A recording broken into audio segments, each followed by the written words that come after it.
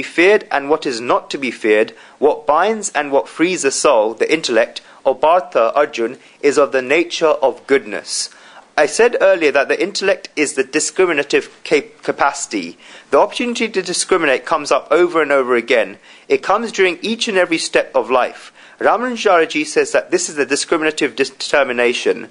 God has explained 4 dualities in this verse. What is an intellect of the mode of sattva, goodness? It is one that understands these 4 things in the right way, action and non-action.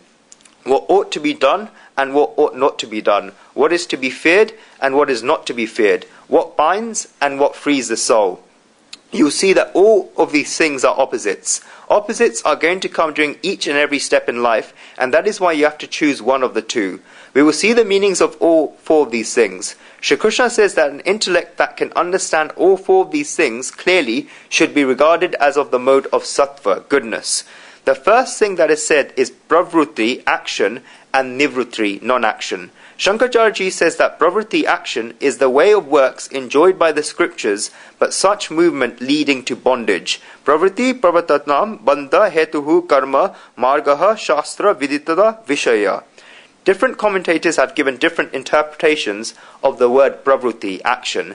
According to Shankaracharya, pravrutti, action are works enjoyed by the scriptures, but such works that lead to bondage. These are all works when the person has an expectation for the fruits.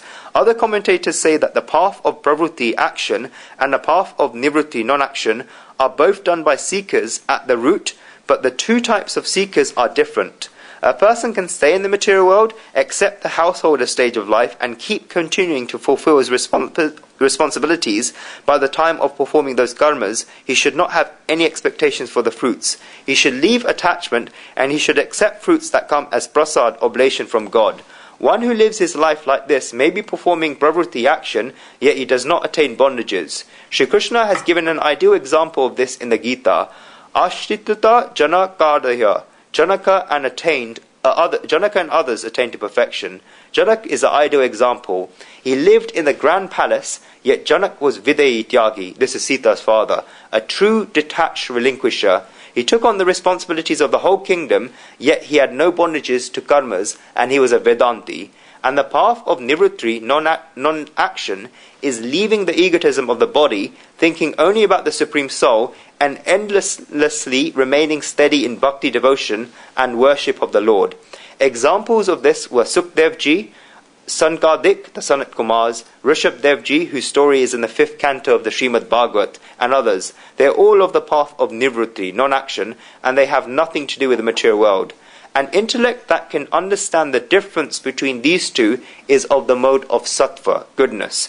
Ramanujarji says that pravritti, action, is that dharma which is the means for worldly prosperity. Abhyudaya sadhana bhuto dharmaha. And that nivritti, non-action, is karmas performed for spiritual development. This is the difference that was made between pravritti, action, and nivritti, non-action. Shri Krishna says that such an intellect understands the difference between the 2. Shankaracharya says that nivritti, non-action, is the goal of moksha, liberation. Nivritti moksha hetu samyas margaha. Ramanujarji says the same thing, that from which one attains liberation is nivritti, non-action.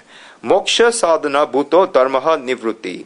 The intellect which understands the difference between the 2 is of the mode of sattva, goodness. This intellect can discriminate that if I perform this pravritti, action, then will I fall into bondages? Am I doing it for my material development or for my spiritual development? This is because this is going to come at each and every step. Is it right or wrong for me? Guruji used to give an example before the beginning of the Srimad Bhagavad discourses. A great saint was giving discourses in a town and people listened with concentration. It's our culture that if we get this from someone's grand wisdom, then he makes a request to them to come to our houses.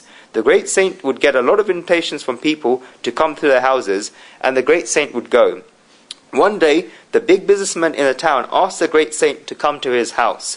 The great saint said that, "Fine, I will come."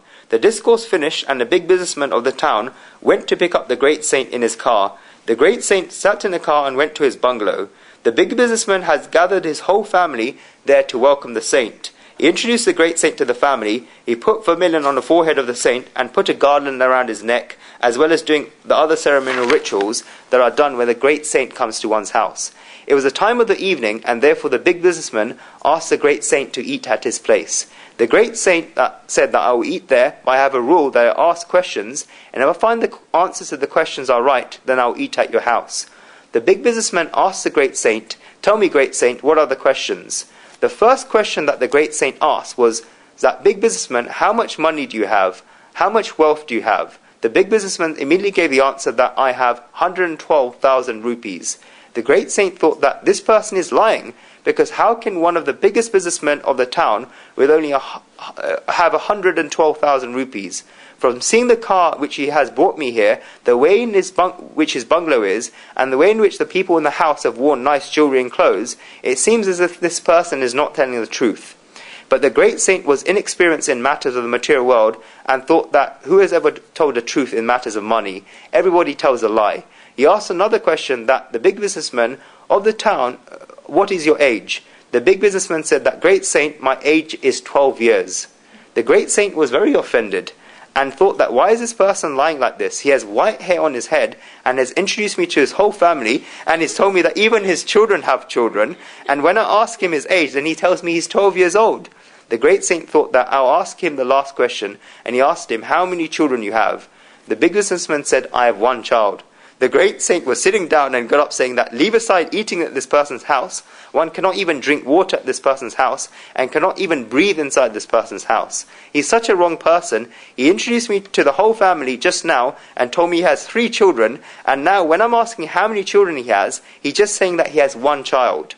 The great saint began walking to leave the big businessman's house, and the wife of the big businessman stopped him and said, "Great saint, if you do not want to eat, then it does not matter, but I'll tell you one thing, that all the answers that my husband gave were completely true." The great saint said, "Sister, even you?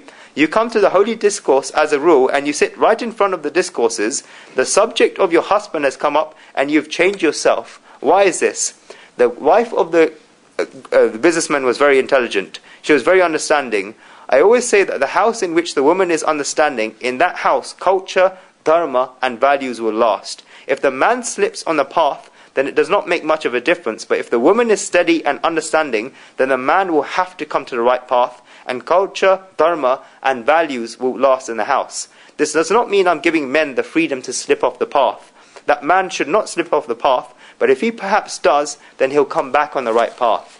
The wife of the big businessman explained that, "Great saint, your first question was about how much wealth we have. My husband gave the answer that we have 112,000 rupees, and what he said was absolutely true.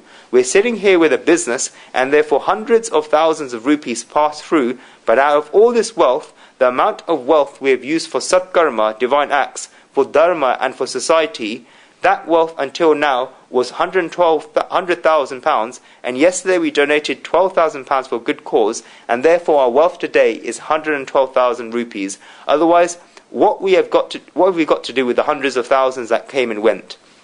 The second question you asked was what my husband's age is. Great saint, us business people keep accounts of everything. Just like we keep accounts of money, we also keep accounts of time.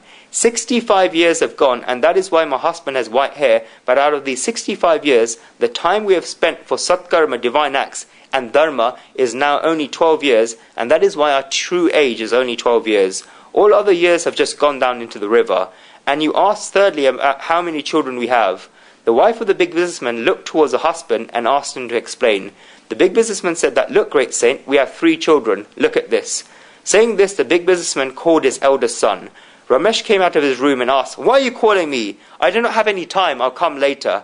The big businessman called his middle son. Mahesh came and said, "I'm sending the servant. Go to him now, and whatever works you want will get done." And then the big businessman called his youngest child. Bharat immediately came and stood with both his hands folded, saying, "Dear father, tell me how I can serve you." The big businessman said to the saint, "Great saint, I have 3 children, but this is my only child. Is that right?" The reason why I remember this example is that in each and every step in life, we have to decide between the meaningful and the meaningless. The intellect that can do this and can decide between action and non-action, right and wrong, such an intellect is called an intellect of the mode of sattva, goodness. Such an intellect should be able to differentiate between karya, what ought to be done, and akarya, what ought not to be done. Madhusudan Saraswati Ji says that karya is the dharma to be performed when one stays on the path of pravruti, action. Shankaranand Ji says that karya is duty in accordance with place or time. Karya is that which ought to be done